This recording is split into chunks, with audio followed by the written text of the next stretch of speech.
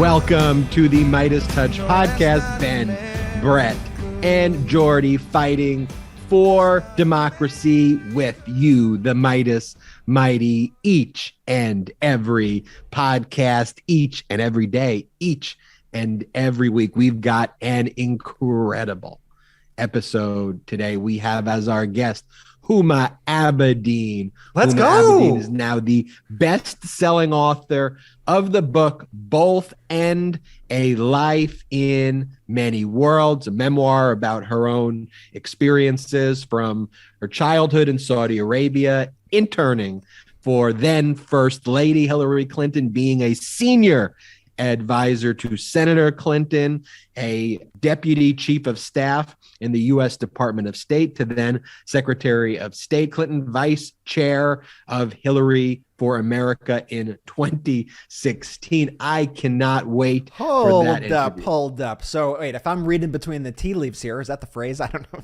Sometimes I say phrases, and I'm like, is that even the phrase? Reading the I don't think you read between the tea leaves. I think No, you just read the tea honestly, leaves. it sounded good. Just don't draw attention to it in the That's future. so I would true. have I thought think that. you Yeah. read tea leaves. You I read don't them. think you don't read between them. You read between the lines, between and them. you read. Okay, yeah. So reading the tea leaves, Ben.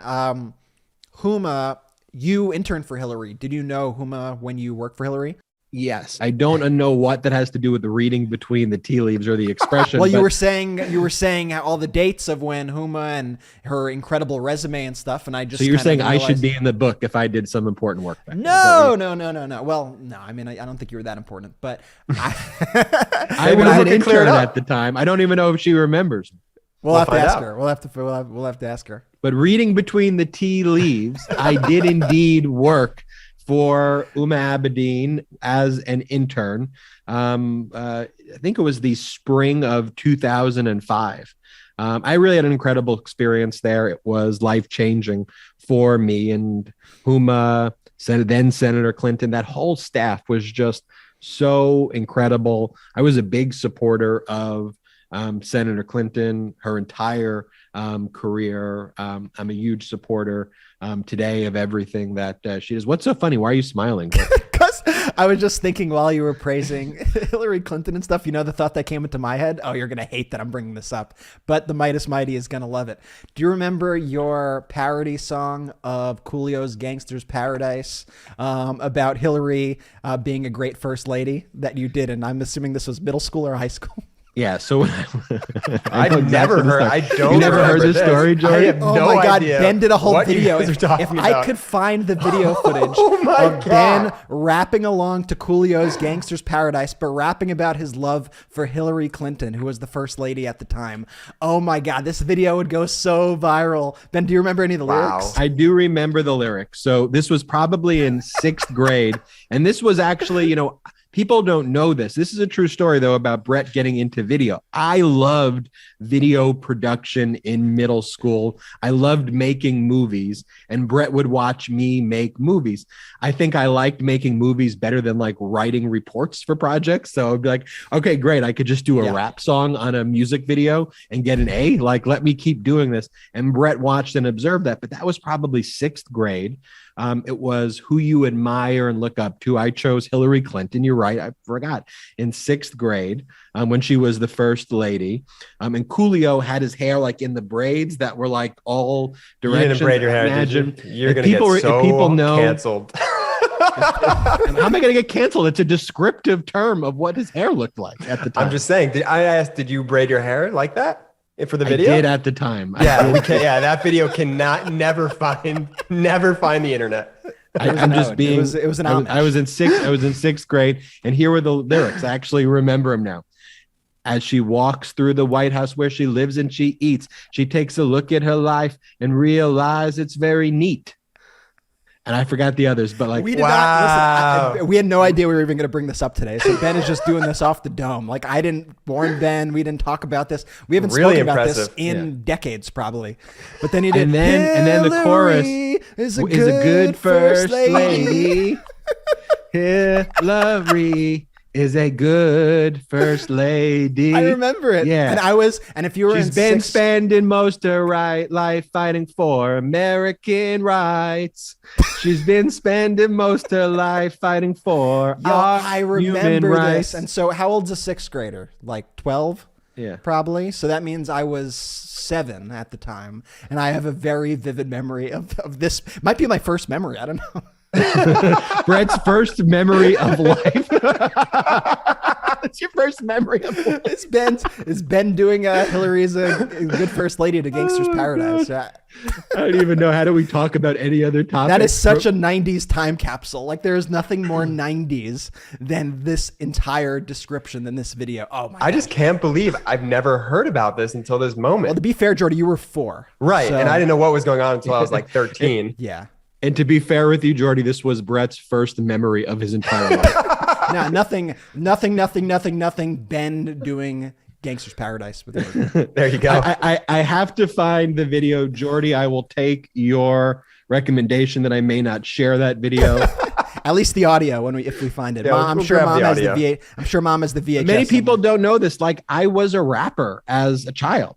I spent a lot of time in like music studios. My dad at that time, like he was, and he still is to this day, but he was representing hip hop artists. And so like when a lot of kids would go to like hang out at the playground or like do things like that, like I was in Chung King Studios in the Bronx, like writing rap songs with like Father MC and Prince Marky D and rappers at the time. My name is MC Benster. I really do know raps. And when I wear my pumps, I really look all that. I remember walk Ben's through rhymes. the halls. I rap another verse. And when the teacher calls me, I never say a curse. So those were the raps. I just gotta say, if you are a first-time listener, you are so confused with the type of podcast you're listening like, to. But as this was a political podcast, as Ben was about to transition to, it's time to get into the politics of the week. Let's folks. get into the politics. The Department of Justice has do it, MC charged the Benster. leader. It's a really tough transition there, but the Department of Justice has charged the leader of the far right. Let's just call him a terrorist group. I'm not just going to call him an anti-government group. That's what the headlines are, but a terrorist group, the Oath Keepers. This guy's name is Stuart Rhodes, who is the leader. We could put a photo up for those watching visually. He looks, for those listening in audio, like he looks like a parody of a bad guy. All these people look James like Bond comic movie. book villains. All of them look and speak like comic book villains. Everybody from Roger Stone to Steve Bannon to all these GOPers. Like, it makes me wonder, like, do they watch Batman movies and think Joker is the hero of them? Like, what is their view when they watch Hollywood movies? They definitely root for the supervillains. They gotta root for the supervillains. But it goes beyond that too, because they do all have this aesthetic. Like they are cartoon. That's a great way to describe it. They're cartoonish villains, but they commit serious crimes. And as we've just found out, there's going to be serious consequences for these crimes. Absolutely. And so this is an important development. If you follow MeidasTouch Legal AF, the legal podcast that I do every weekend with Michael Popak, one of the top legal podcasts in the country and the world, we've been discussing the criminal charges, the prosecutions, the sentencing for the January 6th insurrectionists. At the beginning, we were somewhat critical of the sentences. They were very light sentences at the beginning. As we've told people, though, we on MeidasTouch Legal AF and our backgrounds as lawyers in this space said, be patient. Merrick Garland knows what he's doing. The charges have been escalating as the individuals with higher roles in the insurrection began being charged and sentenced to real jail times and real sentences that we saw. But this is the first time, this is why this news today is so important, that the Stuart Rhodes and 10 others were charged with seditious conspiracy relating to the January 6th insurrection. This comes from our federal code, 18 USC section 2384, quote, if 2 or more persons conspire to put down, or to destroy by force the government of the U.S. or by force to prevent, hinder, or delay the execution of any law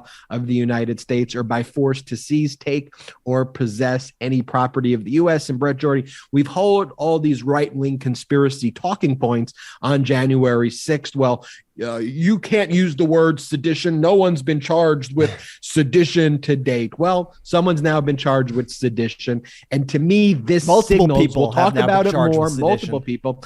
But you see, here's the interesting thing. Stuart Rhodes and these individuals were not even inside the Capitol building. They were responsible for planning it. So the planners are now being charged with their effort in coordinating this attack, which sends a message to me that those at the higher levels, Trump, Giuliani, Roger Don Stone, Jr., all these people, Roger because Stone. Conspiracy means that they were conspiring with somebody. So there is somebody even higher up in the chain that it's going. Absolutely. And so I want everyone to stay tuned to that. This is a big story. This is big news. This is big. I mean, a lot of people didn't think Garland would go there into seditious conspiracy territory, or as Ben would say, January was seditious conspiracy.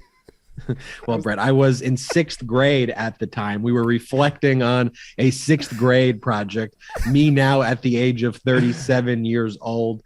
I am not doing that. I give serious legal analysis and serious legal assessments. Voting rights this week has been at the forefront, as it should every single week. But as we are recording this podcast, and we can go back, and Brett, I want you to talk about Biden's speech this week, which I thought was electric. I think hit on all of the right points, and Biden made some great arguments. And I know I said, Brett, I'll pass it to you, but Biden was like, let's look at some of the most horrible racist senators, and they supported voting rights. And so how could you currently not even support something that, and he cited a few senators, that these senators themselves wanted more people to at least vote?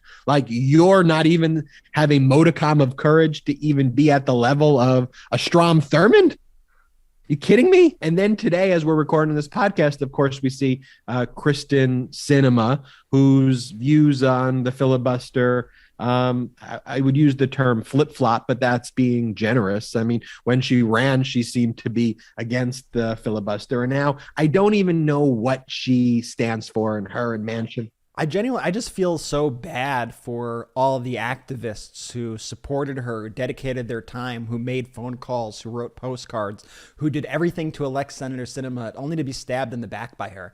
I mean, it's really just a disgraceful display. These are the beginning stages of this new voting rights process that Schumer has embarked on, which is an interesting strategy, though I'm not going to get your hopes up and say that this is going to work or that it's not going to work. It's just that interesting little loophole that Schumer found to get this bill on the Senate floor. I'll just read you a short little breakdown because it is incredibly confusing, and he's using all these archaic rules and things to make it happen. But I'll read you how Democracy Docket, which is Mark Elias's group, how they described what the plan is. So what he's doing is Schumer is pushing through the voting rights legislation using a procedure known as messages between the houses. Yeah, I know. The Senate is crazy. What a ridiculous process. And so when the House and the Senate pass different versions of the same bill, the bill must go through reconciliation in order for the chambers to approve the same bill text. So typically there's a House bill, there's a Senate bill, and those are individual steps in which they happen. The messages between the houses is a form of reconciliation, where Democrats in the House could take a bill that has already undergone messages between the houses 3 times. They could substitute that bill that already exists language for the Freedom to Vote Act and the John Lewis Voting Rights Advancement Act and pass the legislation quickly and send it to the Senate. So what this does is it allows the bill to go to the Senate floor for debate without needing to worry about the filibuster. It's debated no matter what. So that is the benefit of this process, because up until now, we haven't even been able to get a voting rights bill to the floor of the Senate to even be discussed. Senators have not even been, let me just clarify that, Republican senators have not even been willing to discuss voting rights legislation. And so they're unable to filibuster debate like they've done 3 times before. And so I guess the benefit of this is that we get to actually see senators make the case for voting rights and then see Republicans make their case for why we shouldn't have voting rights in America. The problem is that at the end of this, in order to, when you go to end debate to get into the actual vote, the filibuster still applies. So we still need Manchin and Sinema to come on board in order to get rid of the filibuster, carve out the filibuster for this. So it sort of delays the inevitable unless we're able to move Sinema and Manchin to our side here. And Sinema today went to the floor and she gave what I thought was one of the most disgraceful moments of really any senator's career. I mean, we are at a moment right now in our country that is so important, and I've never seen somebody so just fail to meet the moment, fail to meet the gravity of the situation that we're in the United States of America. And we could play part of her statement now. I strongly support those efforts to contest these laws in court and to invest significant resources into these states to better organize and stop efforts to restrict access at the ballot box. And I strongly support and will continue to vote for legislative responses to address these state laws, including the Freedom to Vote Act and the John Lewis Voting Rights Advancement Act that the Senate is currently considering. I support these bills because they strengthen Americans' access to the ballot box, and they better ensure that Americans' votes are counted fairly. It is through elections that Americans make their voices heard, select their representatives, and guide the future of our countries and our community. These bills help treat the symptoms of the disease, but they do not fully address the disease itself. And while I continue to support these bills, I will not support separate actions that worsen the underlying disease of division infecting our country. The debate over the Senate's 60-vote threshold shines a light on our broader challenges. There's no need for me to restate my long-standing support for the 60-vote threshold to pass legislation.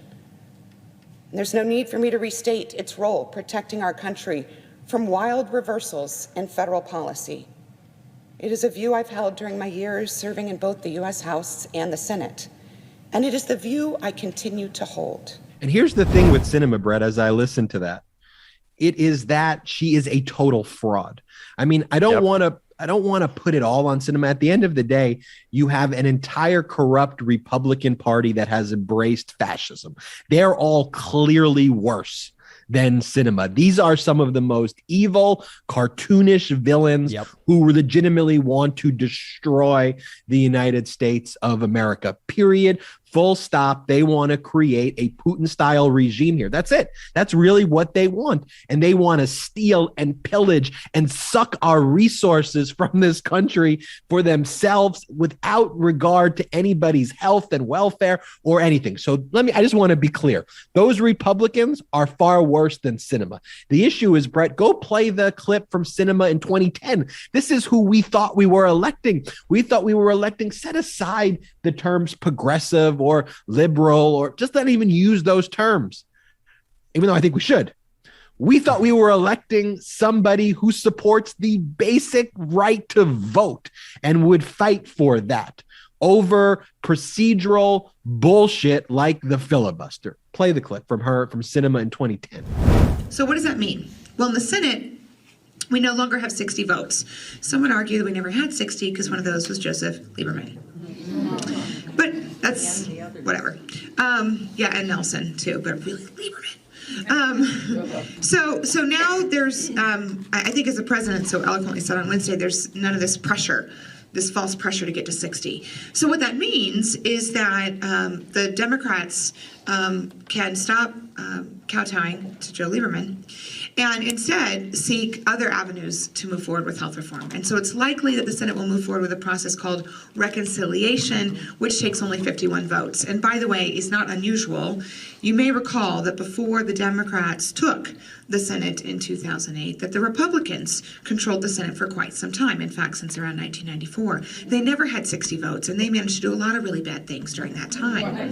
So the reconciliation reconciliation process is still quite available, and we will use it for good rather than for evil.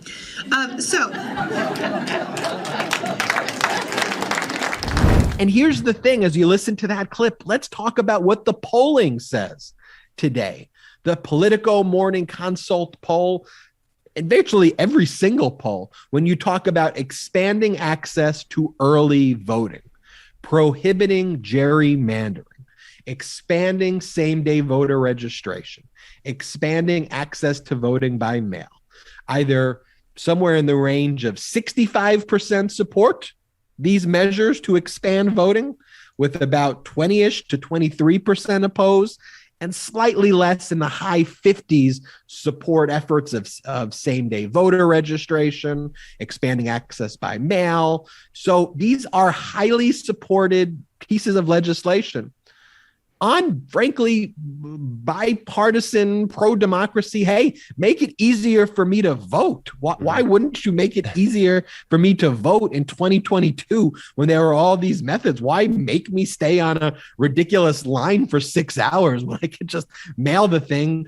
in a confidential way where there's been basically zero demonstration of any fraud other than some small examples, which are usually Trump voters? Yep. Yeah, I mean, that's why I said that Sinema is failing to meet the moment, because she's acting like her speech that she gave on the floor was Republican talking points. You know, it was, why aren't Democrats, basically blaming Democrats, why aren't Democrats trying to meet Republicans where they're at? Like, the Republican Party just tried to overthrow our democracy. That's where they're at. That's where they're at. They are, and you know, they may have failed January 6th, but that's what they're doing every day in our state houses across the country. So that's what they're doing. So we are trying to protect our democracy from them. That's it. And I think too often, and we've talked about this on the show so many times, you know, with like Build Back Better and the rest of the Democratic agenda, we rely on the phrases and the namings of the bills. And you hear people say the John Lewis Act, you hear people say the Freedom to Vote Act, you hear people say Build Back Better.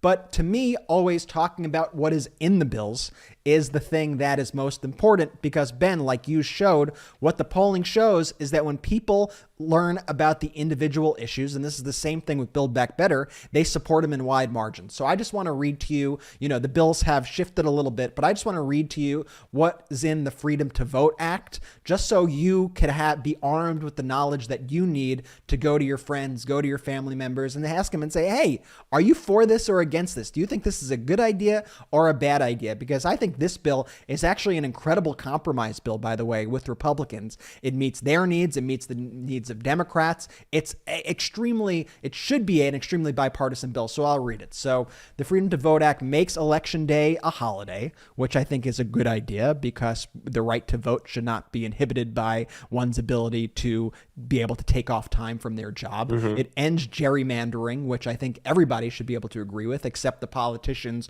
who pick their voters instead of the other way around by drawing those ridiculous districts. If you've ever seen Jim Jordan's district or Dan Crenshaw's district, you know what I'm talking about. They look like ducks or animals or these crazy lines. It combats anti-voting laws working their way through the state legislatures, which is what Republicans are very afraid about. It requires states to allow at least 15 days of early voting, including 2 weekends. It massively expands voter access through automatic voter registration and election day registration. It increases election security by creating a national standard for voter verified paper ballots. So it makes elections more secure by making sure that there is a paper trail for every single vote.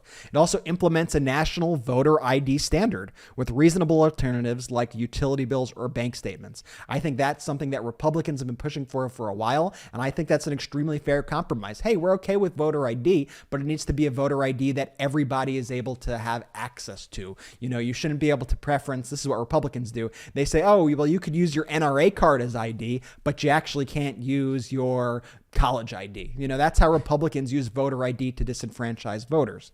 It requires voting machines to be made in the United States. Hey, Republicans who say Hugo Chavez made the Dominion Smartmatic machines. This requires voting machines to be made in the United States. It protects nonpartisan election officials from partisan interference, shines light on dark money, which you know Republicans are terrified of, and makes it harder for billionaires and special interests to buy elections. So I know that was a lot, but I just wanted to lay out those individual things because You could rewind this podcast. You could write them down. And we posted this on our social media.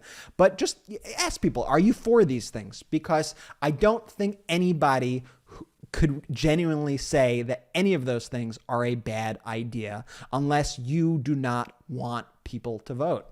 No, absolutely. Those have to be absolutely supported by those have to be bipartisan issues right there. What you just read, I don't know how you can go down that line by line and say, no, I don't support that. It's just crazy. They just see the R or the D next to whoever's putting the bill forward and they say no. And you know what I'm so sick of? I'm so sick of watching the fucking news and having them cut away to Senator Sinema is now speaking or Senator Manchin is now speaking. Like, I didn't vote for that. They're not the president. And so as we head into 2022, as we're in 2022, Sinema's not up for re-election. So forget that for right now. We have to gain seats in other ways to make them irrelevant, to make Manchin irrelevant. We have to pick up the seats. And so you right now listening to this podcast, do whatever you can do. Talk to a friend where there's a seat up for grabs.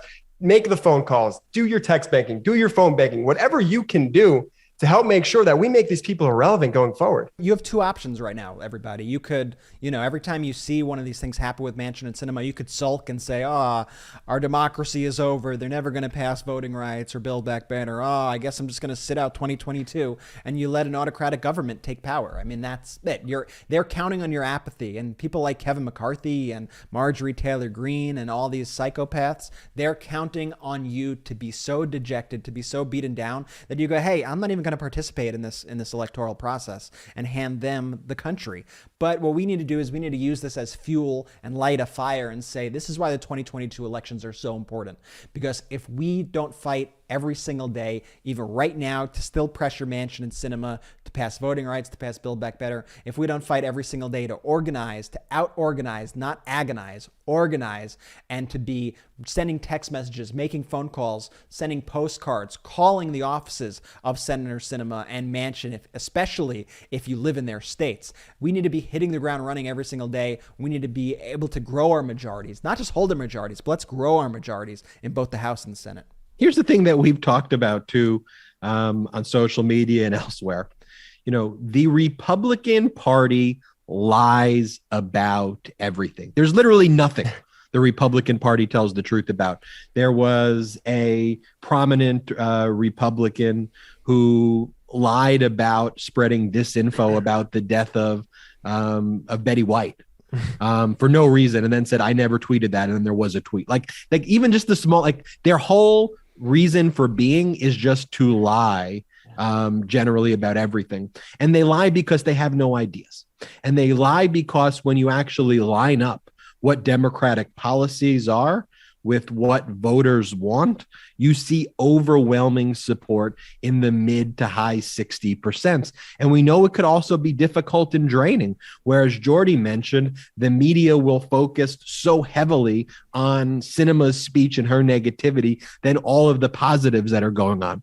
We know, for example, that in most of the polling that's out there, Biden polls pretty high, close to 50% in approval rating. But when one outlier poll comes out recently from Quinnipiac, that gets all the attention of the world from every media. And it's like, are you just trying to report negative news every single day so that our country can be overthrown and so that you as the media can just continue to complain until you don't even have the ability to have a First Amendment right anymore because you're living in a fascist regime for what is put out there as news is ridiculous Fox News bullshit, and there's a propaganda arm of the United States? We need to focus on competent leadership, and that's what the country is craving for now, on education, on COVID policy, on the way government runs, on infrastructure, on healthcare. And these values are, to me, no one's defined these values better than Hillary Clinton. Hillary Clinton's been right on every single issue. Go back and watch her interviews in 2015 when she was running. She literally predicted everything. And it's not because she's a fortune teller and she knows the future. Her experience allowed her to know everything that was going to happen. And she was well-read, well-experienced, and warned us exactly what was going to happen. If anything, it was even a little worse than what she warned, but she pretty much hit the nail on the head about everything that was going to happen. So it's such an honor to have Huma Abedin join us on this podcast, especially for me. Huma Abedin played a very important role in my life. Even though my interactions with her were limited as an intern, I learned a lot from her. I learned a lot from that office, and it was a very special experience for me. So we will ask her about that. But before getting into the Huma Abedin interview in a bit, I want to talk about our next sponsor, a partner of the MeidasTouch podcast, Blinkist. You love Blinkist, Brett?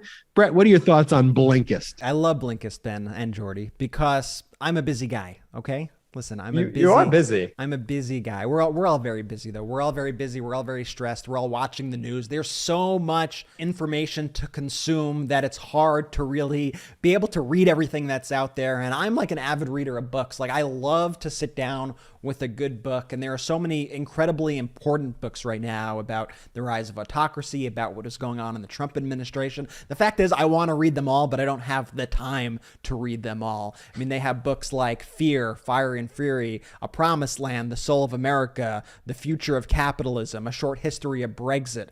A lot of really important books to read. And if you don't have the time, the good thing is that Blinkist actually takes the books and they break it down into the most important points so that you know exactly what the takeaways are from every chapter, and you could walk away with full knowledge of what's in the books without having to actually read the entirety of the book. I know one book that I in particular use Blinkist for. It was my first experience with Blinkist was when I read Fire and Fury, and I remember seeing all the news reports coming out about this book, and I already had a far deeper understanding than anything that was being reported on the news, and I knew everything that happened in this book, and I got a full understanding of it because of how great Blinkist is. You didn't even miss a beat.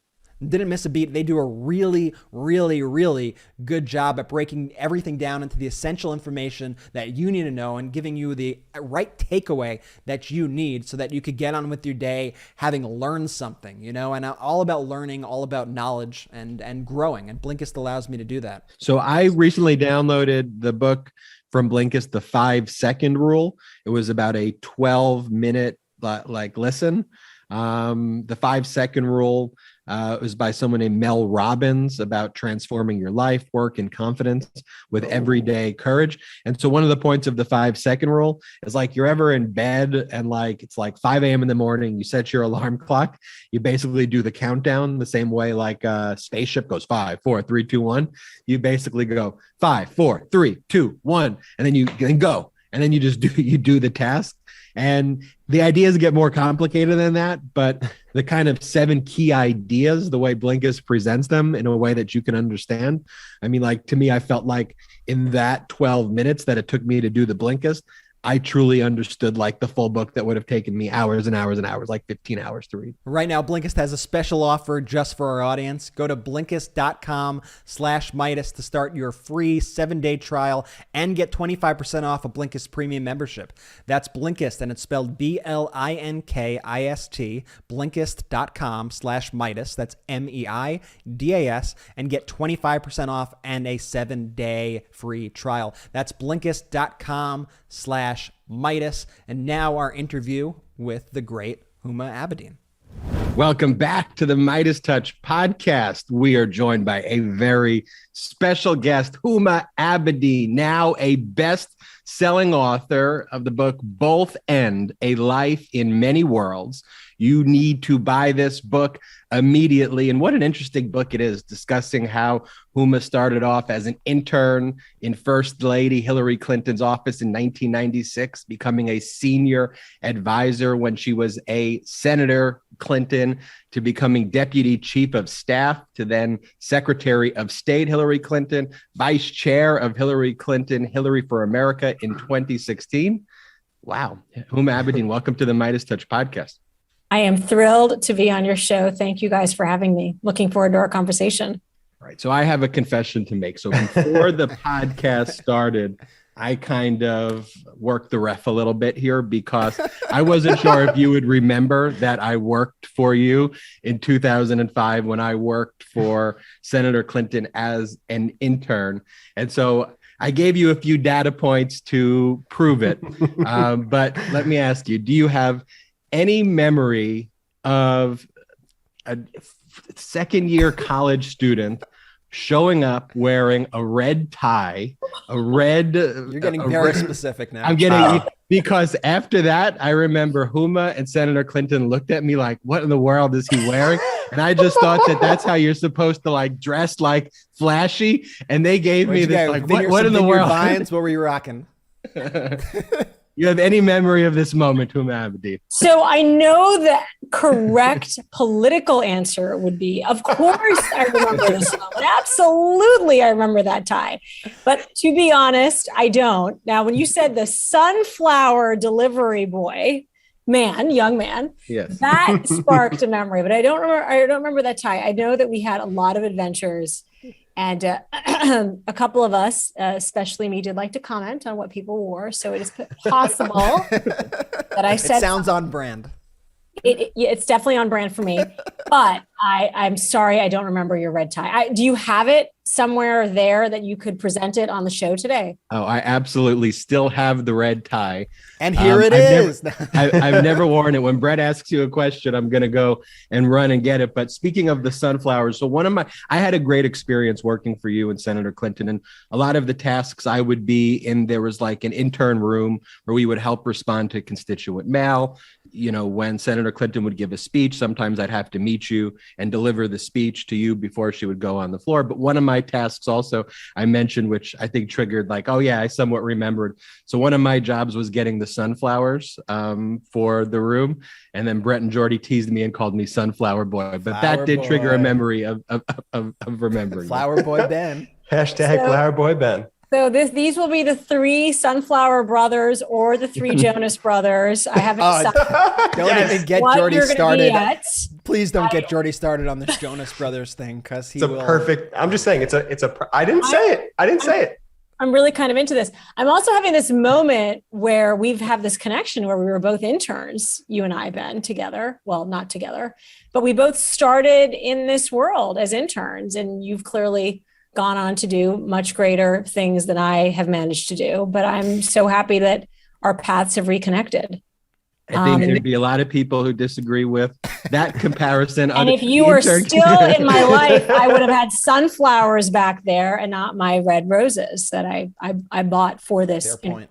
Well, I think no one would disagree with that. There would definitely be sunflowers. And speaking of your experience as an intern in the book, Both End a Life in Many Worlds, though, the book begins by detailing your experience growing up in Saudi Arabia, to becoming an intern in Senator Clinton's, then First Lady Hillary Clinton's office in 1996. And so for those out there who don't know the Huma Abedin story from growing up in Saudi Arabia to that, is there a Cliff Notes version that you're able to share with people of how that happened? There's a Cliff Notes version. I believe so much of my life was fate, a combination, fate, luck, hard work. I walked into that White House in 1996, September, and it was almost like it was just meant to be. I wasn't even sure I was a Democrat. In fact, most of my family was Republican when I walked into the Clinton White House. But for me, I came from a family of immigrants, an Indian father, Pakistani mother. They were Fulbright scholars. They left their families and their countries to pursue education in this country. I was born in Kalamazoo, Michigan. The first interview I did on day one when my book came out was a reporter in Ireland. The first question he asked was, is there such a place in your country really called Kalamazoo, Michigan? And I said, yes, there was. I was born in Kalamazoo, Michigan. And when I was 2, my father was diagnosed with renal failure, and he was told he had 5 to 10 years and to get his affairs in order. And 2 months later, we moved to Saudi Arabia. It was a year sabbatical, and we went back year after year. And one of the things which I really do believe, Ben, was a gift is living in that international society and community. In fact, just before I got on with you, I was talking to my hometown newspaper, the Arab News. I actually worked there when I was in college. And, my parents were so curious about the world, and my father didn't know how much time he had left. So every summer we just traveled to different places, exploring different languages, cultures, and religions. And so I feel like when I walked into the White House as that intern at 21, I just had a very different perspective from everyone else around me. And I'm really grateful for it. And so why'd you walk in? If your family comes from a Republican background, you weren't sure what political party, what attracted you? I mean, you didn't know at that time that First Lady Hillary Clinton was then going to run for Senate and run for president. You had no knowledge of any of that. And so what made you decide, you know what, I want to work for the First Lady of the United States as an intern? To be clear, I did not. I, in fact, was very, very sure about who I wanted to be when I grew up. And that was Kyrsten Sinema, who at the time was an international correspondent for CNN. And I'd seen her on TV one day when I was 15. And it was in the middle of the first Gulf War. And I remember watching her on TV, and I'd never in my part of the world seen a woman who looked like she came from my part of the world, who was out there, this sort of truth teller, this really brilliant, beautiful woman. And I thought, that's who I want to be. So I applied for an internship in the White House press office, because really what I wanted to do was intern for Mike McCurry, who was the White House press secretary. And so, in fact, I share a story in the book that when I was accepted to the First Lady's office instead, I actually called my mom on those old brick cell phones we used to have, standing in the hallway in the White House saying, Mom, I don't understand. How am I going to be Kyrsten Sinema this way? And she said, try, maybe plan A didn't work out, but try plan B. And I did. And it turned out pretty well working for Hillary Clinton at the time I worked in her policy office. Was there a particular moment when you were working there, though, that there was like a breakthrough in your relationship with her? Maybe you were battle tested over something. And then it was like, and this is for a lot of people out there who intern and who don't really stand out or are trying to think how they could stand out. Like, Ben didn't get past the flowers. So there was a moment in my relationship with Huma that she doesn't remember, that she was like, you know what? That is the flower boy. He is the person who will be delivering flower. I'm never going to let this down, you guys. Was there a moment, though, that you can recall, or moments that brought you and then First Lady close together, that you go, that was the moment? Absolutely. And I write about it in the book. I'm confident now, and I was confident even back then, that I was not the best at what I did. I was not the smartest. I was not the prettiest. I was not the anythingist. But I did know one thing, that I was prepared to outwork everybody around me. And I think that work ethic is something I learned in the Clinton White House. It didn't feel like, you asked me about why I chose to go there, as if I did come from a Republican family. And I fell in love with it felt like a cause. It didn't feel like a political journey or an agenda. It just felt like a place where a lot of important work was happening. It's hard to remember now, but back then we were arguably the sole superpower in the world in the 1990s, the United States. And I was working for a First Lady who was doing all kinds of, barrier breaking things, and particularly championing the rights of women around the world. And so I unfortunately was there during the impeachment process. And in fact, all of my professional achievements were alongside breaking news in that investigation. So we had a lot of stressful, long days. And I share a story in the book about one of the worst days during impeachment, even though we had plenty of funny days. I mean, I share a story in the book of my very first trip. We flew to New York on Marine One, and I was on one of the staff helicopters, and my helicopter landed, and I grabbed all the luggage with the rest of the staff and then got off the helicopter, and my helicopter took off so the president and First Lady's helicopter could land. And as Marine One was landing, the prop wash lifted the First Lady of the United States' clothes into the air and flung them into the East River. And here I am, and they're like landing, and her clothes are floating away in the East River. And I run inside, and this guy like fishes them out with a broom. And he's like, this has never happened before, but you just figured it out. I mean, I figured out how to get a dry clean. She walked on stage at the United Nations the next morning, having no idea her clothes are floating in the East River. So we had plenty of these crazy, fly by the seat of your pants experience, but impeachment was rough. And I write about this one night where it was, just in the heat of the madness. And we're at an event, and I'm not confident I'm 22 years old, like not really sure what I was doing, but I was prepared to put in the work. And one night we're at this event, and I ask her if she wants to make herself a plate of dinner. And she picks up the plate. It's at a buffet, and she stares at it, and she puts it right back down kind of loudly. Can you imagine if you do this with the sunflowers? Puts it back down loudly. Imagine. I definitely can imagine. And she says to nobody in particular, "This is not working." And in that moment, I'm just shaking behind her and I'm so scared and I'm sure I've lost my job. And what do I do? So I just stopped talking to her. I get into the staff car. We drive back to the White House. I call my boss and say, that's it. It's over. I love this woman. I love this job. And I just did something horrible and she doesn't like me. And now I'm going to be fired.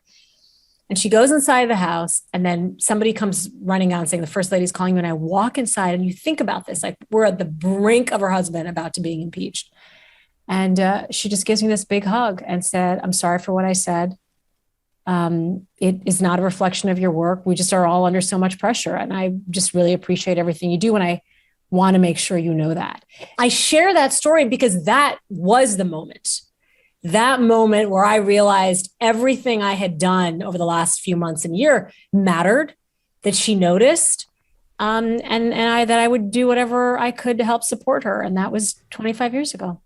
And that's one of the key defining attributes of what Hillary land is, kind of loyalty, competence, lifting people up. And you have a chapter in the book called Hillary land, which really describes the culture. And I observed it firsthand. And it's a culture of loyalty. It's a culture of a true meritocracy. I mean, one of the things I was so impressed with when she was a senator was she hired the best and brightest and smartest people. And I felt there that team in a second could run the country, from the communications director to the admin staff to the foreign policy, that they were always working incredibly, incredibly hard. And you, again, talk about Hillary land in that book. Now, that juxtaposition to Trump land and seeing those things, like for me, that day when Trump won was the hardest day, one of the hardest days in my life. I could only imagine what that experience was like for you. Can you walk our listeners through just like what that experience was that next day in November?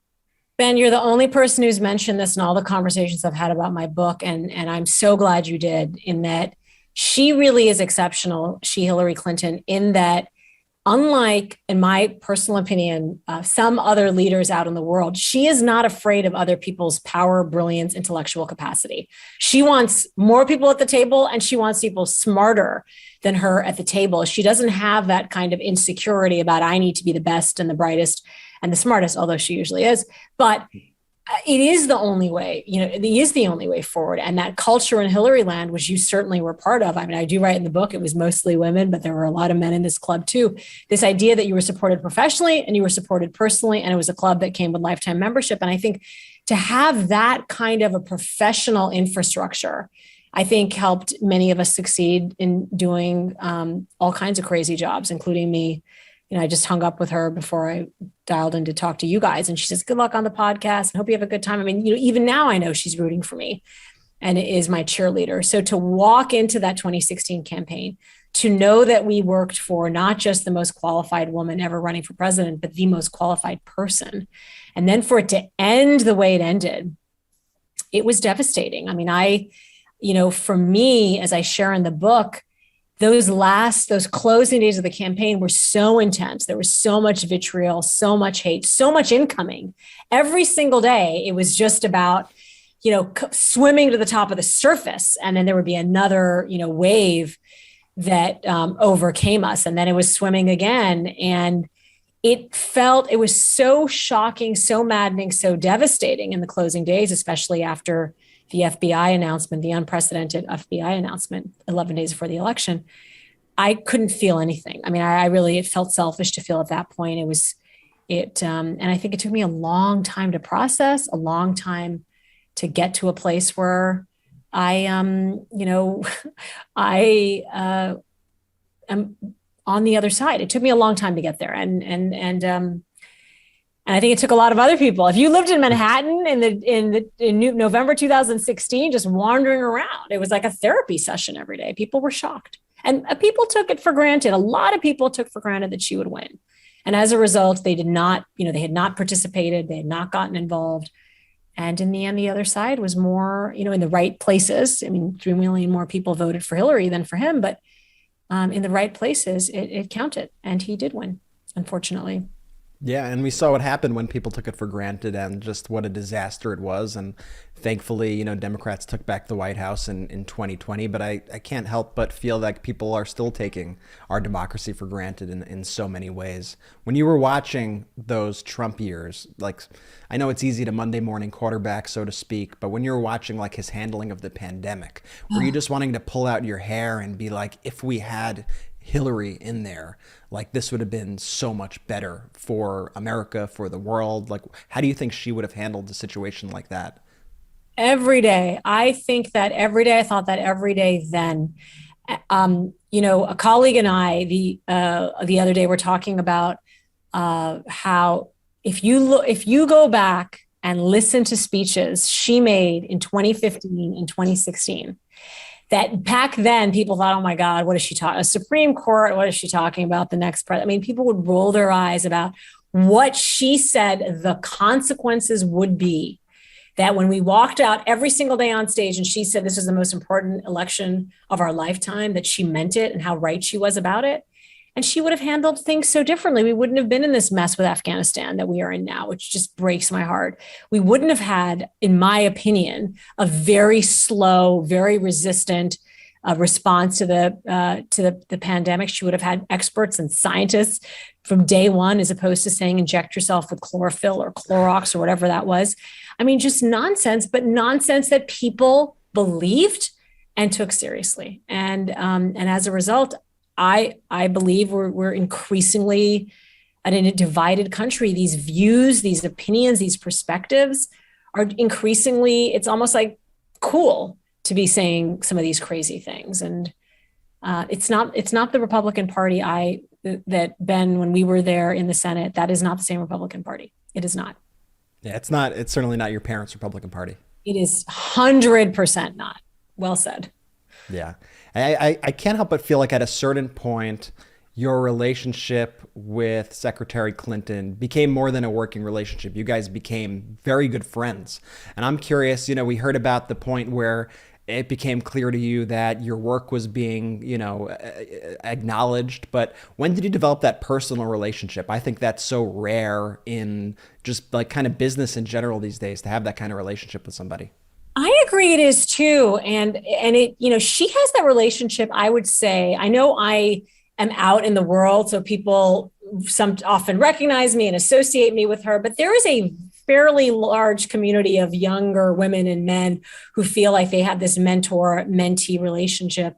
And I certainly feel that with her. And I want to say when she was in the White House, it still felt, there's the institution of the presidency that's so intimidating and a little bit overpowering. But the moment we walked out of the White House and it's just she and I on a little puddle jumper traveling all over New York State when she served in the Senate, I think pretty quickly, one of the things people don't really know about her is she's so curious. She has her own podcast and people on our team and certainly our producers were surprised at what a natural she was. And I think it's because she is generally so curious about other people and other things. And so she was always, every different plane ride, she would say, well, what are you doing for the holidays? And how's your mom? And you should go see my allergist. Like she really does. It's not just, where's my speech? It's, she really forms relationships with people who work for her. And as a result, she engenders so much loyalty from people. Our invite to be on the podcast must have gotten lost in the junk mail or something. Let me see if we have the Jonas Brothers on our list. I am just joking. What do you make? Obviously everybody who I've ever talked to who knows Hillary Clinton as a person expresses the same sentiments that you do, that she's just a genuine, hardworking person who truly cares about her country, cares about her family. And the right wing has created this fever dream of this comic villain. What do you think when you see those sorts of just mischaracterizations, caricatures of somebody who you know so closely? Brett, she and I have talked about this so much, and certainly in the last 5 years, for so long. And I would argue she still feels this way. She never really paid attention to the detractors, never really paid attention to the nonsense. I grew up in the, school of, the Clinton School of Politics in the 1990s. You had a proactive message every day, and that's the message you drove every single day. It was 24-hour news cycles. If your message was healthcare, that's what you got up and talked about every single day. And if somebody said, she had an alien baby, we just ignored it. Any of these crazy, kind of below the surface rumors, we just didn't acknowledge. That's not what you did back then. The problem, and we learned a very hard lesson in 2016, people, you live now in a 24-second news cycle. So when we were traveling around the country in 2016 and people would come up to us and say, well, I hear she's dying. And you would just roll your eyes saying, yeah. But people were believing this. I didn't, we had a friend one day during the campaign who said she went to go see her medical doctor, went for a checkup during the campaign, and tells her doctor that she's supporting Hillary. And her doctor says, I can't believe you're supporting her. She's had 14 people killed. And the friend is like, what are you talking about? And this medical doctor says, oh, well, there's an email. There's a list of people. And he sends her and you're thinking, no way can people believe this. And what we found in the aftermath of the 2016 campaign is plenty of people believed all kinds of horrible things. And that you just can't, it's very hard to break through. Especially when that gets heated. And imagine you guys raised Trump. Imagine every single day, if you are a consumer of news and you hear lock her up every single day, multiple times a day, what does that do to you subconsciously? Even if you are a person, a smart person, and you think you're a practical person, you're like, well, maybe she did something wrong if we keep saying that. These things have a way of, settling in. And it did. I absolutely think that affected people's judgment of her. And unfortunately, we've seen the disinformation just continue to get worse. And you're no stranger to being on the end of this disinformation yourself and being on the end of the vitriol of the internet, of these right-wing smears and stuff. So, I know a lot of interviews have already covered ground with all your experiences there. But I just want to know, how are you doing? How are you doing right now? Why did you feel like it was the right time for you to write this memoir and tell your story? Because you've acknowledged in many of your interviews, you say, I've liked being in the background. I've always been in the background. So why now step into the spotlight? I cannot tell you how great I feel. And this comes from somebody who was really in a very bad place for a very long time. And in part, it's just sharing my truth and telling my story. And after living years of reading news or hearing about news of what I thought or what I believed or what is wrong with her or what is she thinking, just putting it all out there, just turning into a caricature of sorts. And certainly, as you referred, being essentially labeled unpatriotic, all kinds of things to just reclaim my story and honor the history, the legacy of my parents and my grandparents who made all these sacrifices to give me the life that I had. Every time I flew on Marine One, stayed at Buckingham Palace, somebody asked me the other day, name one famous person alive who you haven't met, who you want to meet. And I cannot think of anybody. Wow. And that says something about the extraordinary privilege to which I'm attached to. It's not my privilege. I'm attached to this privilege. But, to be able to put that down, and maybe there's lessons that people can take from this book. Maybe, you can learn how to buy sunflowers properly, or maybe you can navigate, your life. I think lots of women who've reached out to me since the book have come out, people have gone through betrayal and trauma. So I've really enjoyed it. Whenever people say, what's your piece of advice for young people? I always say, do the thing that scares you the most, and it might be worth it. And it absolutely has been for me. It's like a whole new chapter, and I'm feeling really excited about what's coming next. Before Jordy asks his question. Oh my God. Oh, is that the tie? Because that's not a red tie. And so here was the outfit. I don't know where I got Ben this is holding from. up a tie for those listening. Just so you Jordy. know, Ben's not known for his fashion of the brothers. No way you guys could be the Jonas Brothers right now. No. And so it gets worse than Somebody this. needs to go through his closet immediately. I can volunteer my time. I have a lot of free time on my hands. So here was and I'll let you ask the question. So here was the outfit. It was like a red polo button down with a white collar. So it was a red shirt with like stripes, like a real cheesy Wall Street kind of. And you went for it. You went with the white collar. Yeah. With French cuffs. I didn't realize that French cuffs at that time, because I was so young, meant that you needed to put cufflinks. So the actual sleeves were hanging there, and I just remember a look from everybody there. So anyway, I've never worn this tie again, but I did have the tie, Jordan. I think we know how you became Sunflower Boy. I think that sort of finishes. That the was story. the moment that they said they're like, I don't want to see him ever again. Send him out to get the flowers.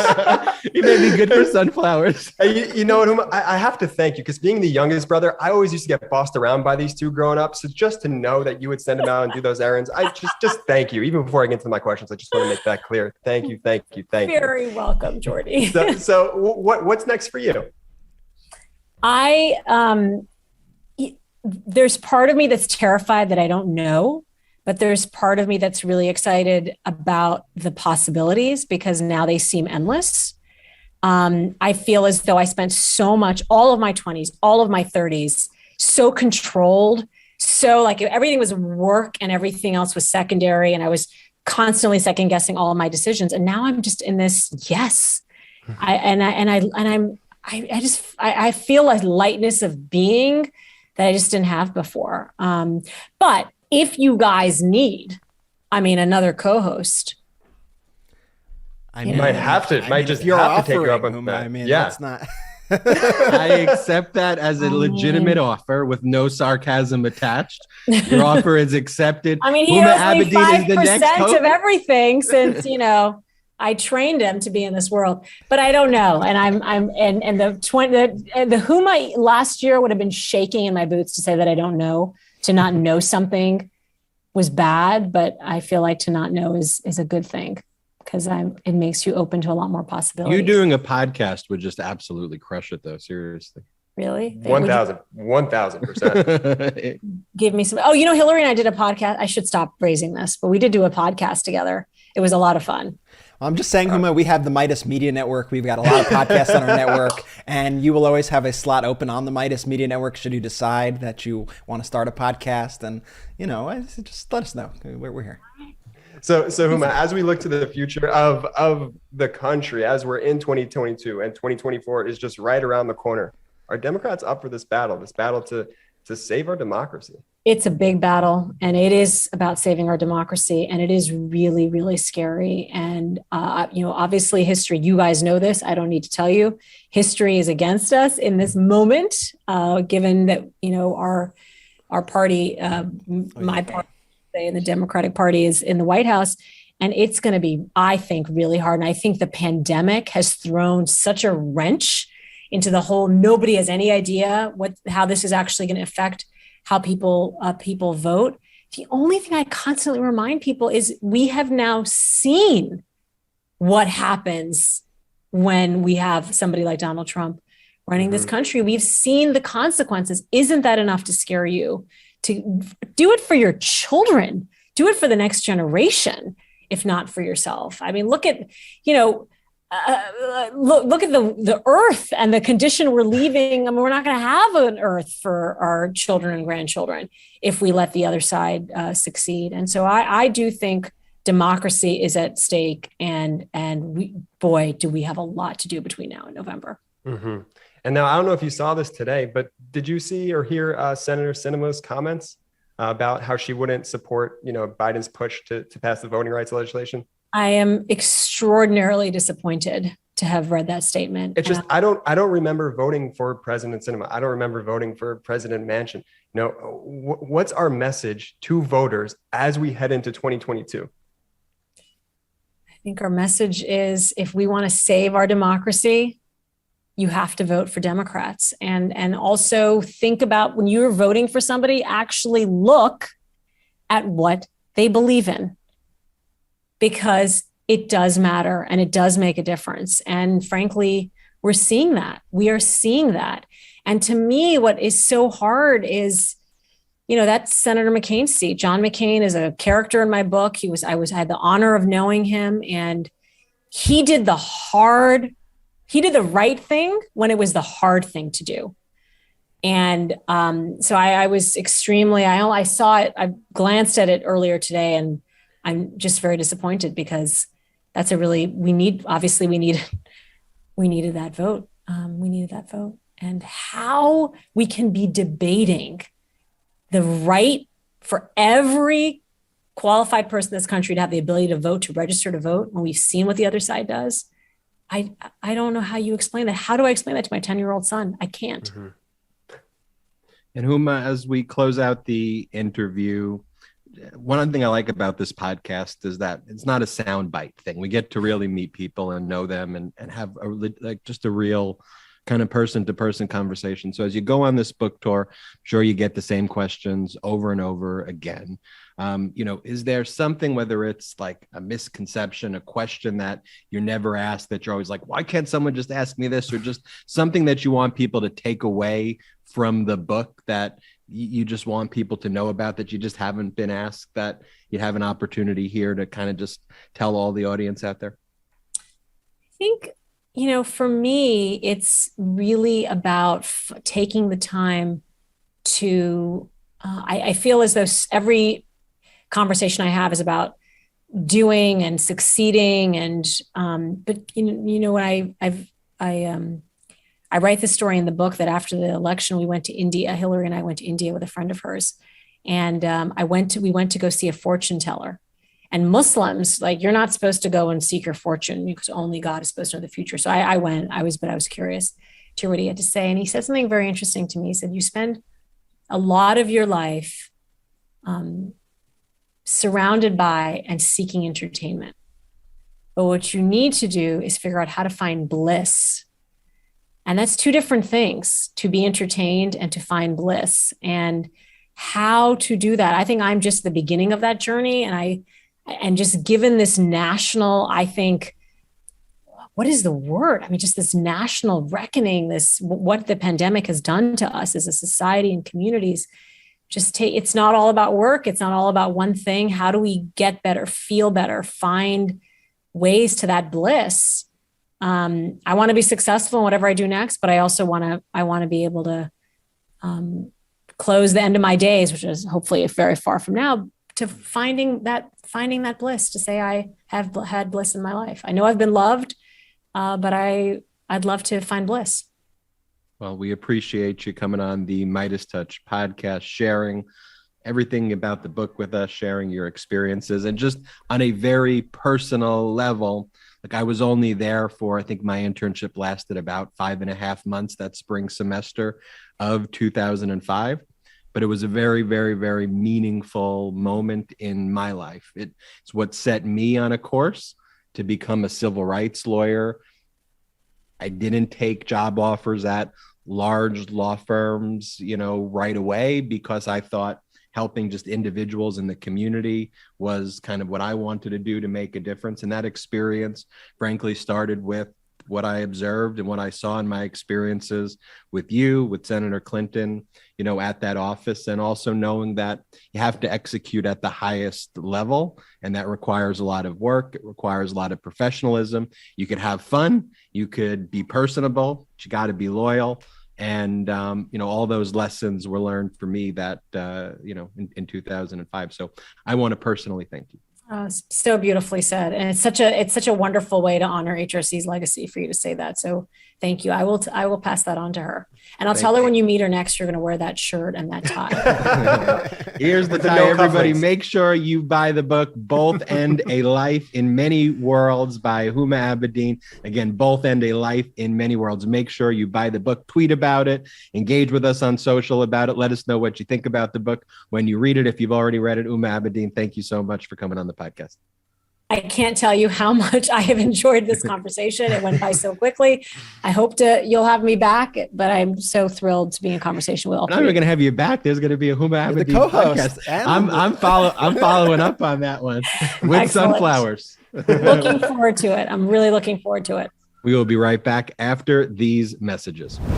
This podcast is brought to you by Athletic Greens, our partner, Athletic Greens. You saw the Huma Abedin interview. I'm drinking Athletic Greens during the interviews, not because it's product placement, because I literally just drink Athletic Greens every single Like I finished day. mine already. I'm done. And let me tell you why I like Athletic Greens. To me, 2022, I've dedicated to being very healthy and making healthy choices. And one of the issues I had in 2021 is my closet that had all of the daily vitamins. Like I tried to pretend that I was like some sort of like pharmacist, and I pharmacy over there. gummies and pills and powders and all of these different things. I'd probably take, like, no joke, Brett, You're like 11 different things. You're like a supplement alchemist over there. And with no rhyme or reason, but with Athletic Greens and AG1, there is a rhyme and there is a reason, because all it is one delicious scoop of Athletic Greens. I take my Athletic Greens package, one scoop, and you're absorbing 75 high quality vitamins, minerals, whole food source superfoods, probiotics, and adaptogens to help you start your day right. The special blend of ingredients supports your gut health, your nervous system, your immune system, your energy, recovery, focus, and aging, all of the things. And let me tell you what I do with AG1. So as I wake up, AG1 in the cup, shake it up, drink it, boom. Just a little bit Energy. of water. Boom. Good to go. Energy for the day. Brett, Jordy, what do you think? I love Athletic Greens, and I also love it because, just on a personal note, it makes me look super cool at the house because my wife has been hearing about Athletic Greens nonstop on every podcast that she listens to. And so I finally got to say, guess what? Athletic Greens. And now we take it every single morning. As you can see, I finished mine. I love it. It makes me feel good. It gives me clarity. It allows me to think and just be energized and ready to go in the morning. And like you said, Ben, you don't have to worry about do I need to take this vitamin, that vitamin, this pill, that pill? Nope. You just take one scoop of Athletic Greens and about 8 ounces of water, and you're good to go. Let me give you the facts. It supports better sleep quality and recover, supports mental clarity and alertness. It costs you less than $3 a day. You're investing in your health, and it's cheaper than your cold brew habit. Athletic Greens has over 7,000 five-star reviews. It's recommended by professional athletes. Tons of people take some kinds of multivitamins, and it's important to choose one with high-quality ingredients that your body will actually absorb. That's AG1. Athletic Greens was created when the founder experienced a ton of gut health issues and ended up on a complicated supplement routine like me that cost him $100 a day, not this AG1, which is like less than $3 a day. And Athletic Greens is climate neutral, certified company, all the great stuff. So right now it's time to reclaim your health and arm your immune system with convenient daily nutrition, especially heading into this flu and cold season. It's just one scoop in a cup of water every day. That's it. No need for a million different pills and supplements to look out for your health. And to make it easy, Athletic Greens is going to give you a free 1-year supply of immune supporting vitamin D and 5 free travel packs with your first purchase. All you have to do is visit athleticgreens.com/Meidas. That's athleticgreens.com/Meidas. athleticgreens.com/Meidas. Again, athleticgreens.com/Meidas. Take ownership over your health and pick up the ultimate daily nutritional insurance. Welcome back to the MeidasTouch Podcast. Great interview with Huma Abedin. Everyone make sure to go and buy the Huma Abedin book, Both and a Life in Many Worlds. Go check out the book. I think we got to talk about the Supreme Court. I mean, today, earlier, the ruling by the Supreme Court blocking the Biden administration's vaccine mandate or testing requirement for employers with 100 employees or more. The Supreme Court upheld, it allowed the Biden vaccine mandate through the Center for Medicare and Medicaid Services that had a vaccine mandate required for healthcare workers. So the healthcare workers' vaccine mandate has stayed in effect. The vaccine mandate or testing requirement for employers has been struck down. If you're a listener of MeidasTouch Legal AF, we pretty much predicted that's what was going to happen based on the oral arguments. But again, another example of a Supreme Court that is completely out of touch with the American people. This is a radical, extremist, right-wing Supreme Court that doesn't give a fuck about you and your family, period. No, it's true. But Ben, correct me if I'm wrong here. Now it's really going to be the onus of the businesses to decide, are we as a business going to care about the health of our employees? Businesses can still, of course, mandate. This doesn't say that they cannot mandate. It just says that they are not forced to mandate. So the businesses themselves can still mandate that their employees get vaccinated or tested. So it's going to be up to the businesses. And when it's up to the businesses, it's also a little up to the employees to, put some pressure on them and say, hey, do you care about our health or do you not care about our health? Do you want sick people coming in here? Do you want to spread death and disease? Or do you want to be a business that actually cares about the health of our employees? Because selfishly, it will actually help the business make more money if you have a healthy and productive workforce. So this is what's going to happen now. It's going to be left up to the individual and the individual businesses rather. And that's where we're at. So this pandemic constantly being made worse by a far right court, by the far right GOP. And at every turn, President Biden and Democrats' efforts to get this pandemic under control have been undermined. And this is just the beginning for this Supreme Court. This summer, probably somewhere between May, June, July, we're going to get the Supreme Court's ruling on the Dobbs v. Mississippi case, which is the case regarding Mississippi's abortion ban at 15 weeks. Based on the oral arguments, it seems pretty clear the Supreme Court is going to allow an abortion ban at 15 weeks. And it appears also that the Supreme Court may go a step further and overturn Roe v. Wade, at which point I predict and foresee, and in fact encourage, there to be massive, peaceful protests across the United States of America. Men need to be the strongest and fiercest allies possible of women and childbearing persons. I know I will be there shoulder to shoulder with any person I could support and be helpful for when that ruling happens. But I want to prepare everybody because I am 100% certain that that ruling is going to happen this summer. I'll hedge a little bit and say 95% and give myself 5% room for error, but I'm confident of that. And this Supreme Court is so out of touch. So I don't end this podcast on negative news. Brett, the MeidasTouch network. But I just want to add to the vaccine. I just want to add to the vaccine topic for just, this is going to have such a bizarre and scary trickle down effect, in my opinion, with the world. So if employers, they don't require a vaccine or test mandate for their employees, think about how little care then they're going to give to the patrons that go into their businesses, the customers that go into their businesses. Now, I know that was never a part of this, but if we're looking at the issue as sort of a macro, like the trickle down effect that this will have on individual businesses and just an unsafe society at the end of the day, it's scary stuff. And just to put it in perspective also, Jordy, because it's a good point. United Airlines announced last week that since they instituted their vaccine mandate, prior to the vaccine mandate, they were having multiple employees die every single week of COVID. And since implementing the vaccine mandate for their employees, they have not had one single COVID death in United Airlines, which I think shows why these rules are so important.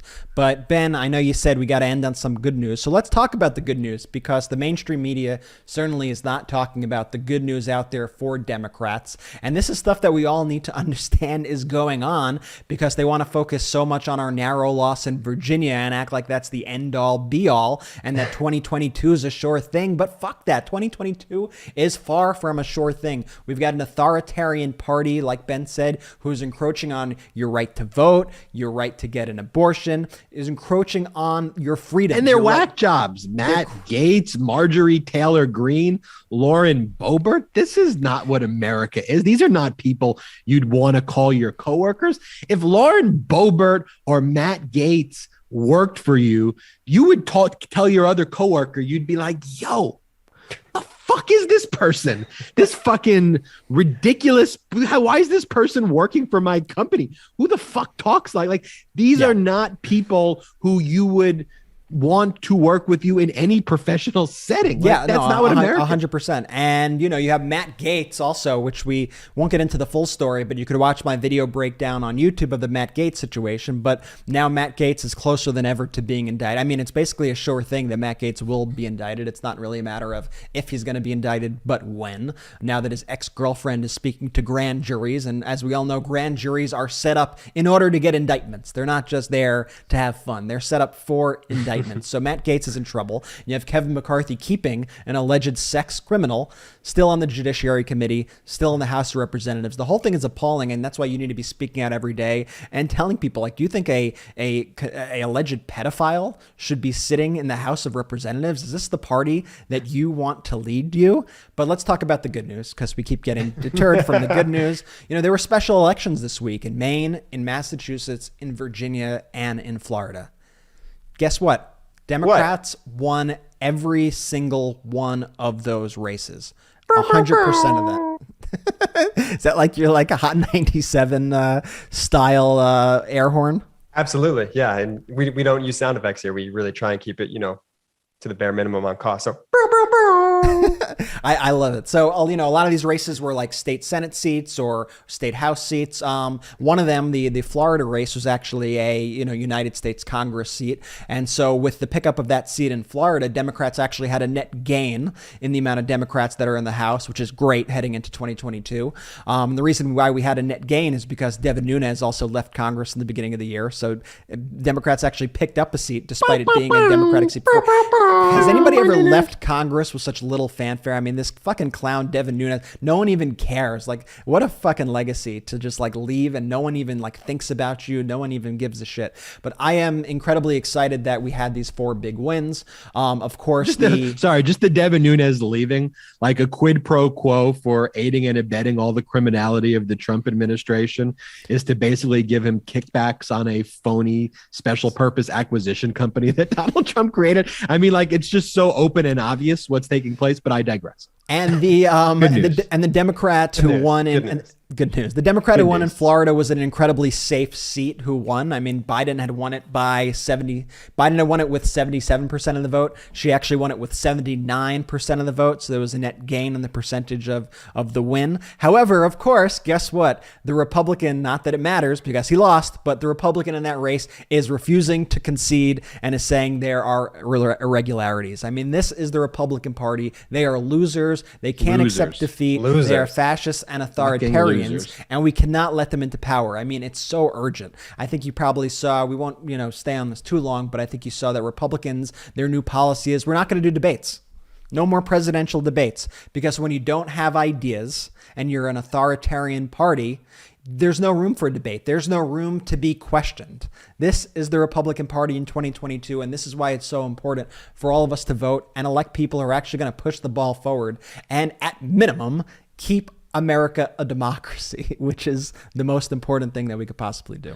And I would tell everybody also to listen to the new podcast on the Meidas Media Network, The Influence Continuum by Dr. Stephen Hassan, because what it does is it teaches you how you can speak with maybe family members of yours who have been enveloped by the Trump cult, by QAnon. It gives you prescriptive remedies of how you can actually deal with it and confront it and actually be the change.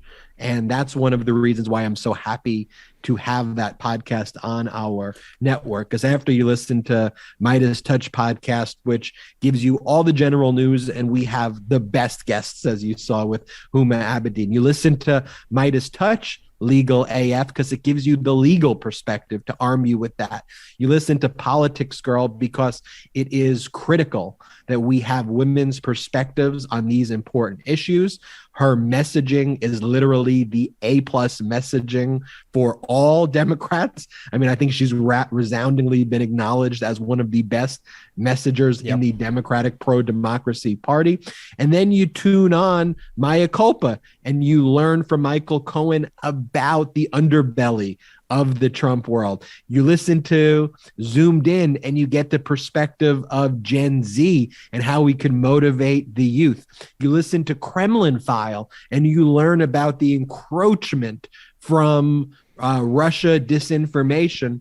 And now you have the influence continuum where you learn very specifically from the top experts in the fields of cult behavior at an academic, practical, pragmatic, at all different levels, how you can be focused and helpful in deprogramming efforts and help people gain the awareness that they need. And so I lay that out for you so you're seeing what we are creating at the Meidas Media Network and how actually all these podcasts work hand in glove together to empower you, friends, family, others in the Meidas Mighty to go out there and be the change. Special thanks to Huma Abedin, one of my favorite interviews on the MeidasTouch podcast. As I reflect and look back on the dates, we basically just turned 1 year old as an independent podcast. Happy MeidasTouch podcast. I want to say this too.